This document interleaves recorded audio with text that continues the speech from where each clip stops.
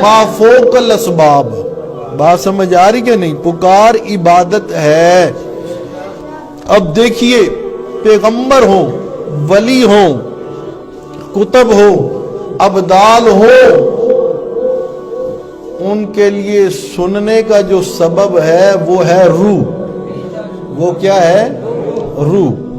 اور جب اللہ پاک موت کا فیصلہ فرماتے ہیں تو جسم سے روح پرواز کر جاتی ہے. بولیے، جسم سے روح پرواز. جب روح پرواز کر گئی تو سننے کا سبب کیا ہو گیا؟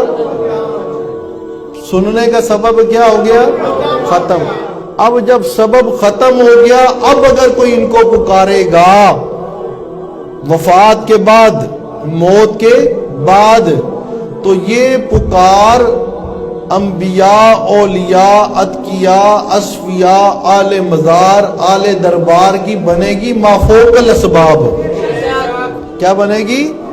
ما فوق الاسباب. اور ما فوق الاسباب پکار اللہ کے علاوہ کسی کی بھی کی جائے تو وہ غیر اللہ کی عبادت ہے. بات سمجھ آ رہی کہ نہیں؟ وہ من دون اللہ کی کیا ہے؟ عبادت ہے.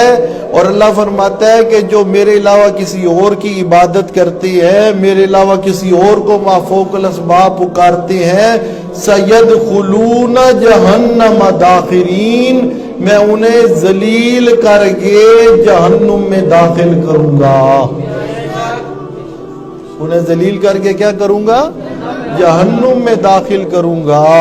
تو یہ کوئی عام مسئلہ نہیں ہے، یہ کوئی فروعی مسئلہ نہیں ہے، یہ اصولی مسئلہ ہے. یہ نجات والا مسئلہ بھی ہے اور تباہی والا بھی ہے. جو مانے گا نجات پا جائے گا، جو نہیں مانے گا وہ کیا ہو جائے گا؟ تباہ و برباد ہو جائے گا. جو مانے گا وہ جنت کا حقدار بن جائے گا. جو انکار کرے گا، اللہ فرماتے ہیں سَيَدْخُلُونَ جَهَنَّمَ دَاخِرِينَ. بات سمجھ آ رہی کہ نہیں؟ کچھ لوگ کہتے جی وہ جی یہ مسئلہ جو ہے نا یہ فروعی مسئلہ ہے، یہ اصولی نہیں. قرآن کہہ رہا ہے یہ اصولی اصل مسئلہ یہ ہے، اسی پر جو ہے نجات، کامیابی اور ناکامی کا دار و مدار ہے.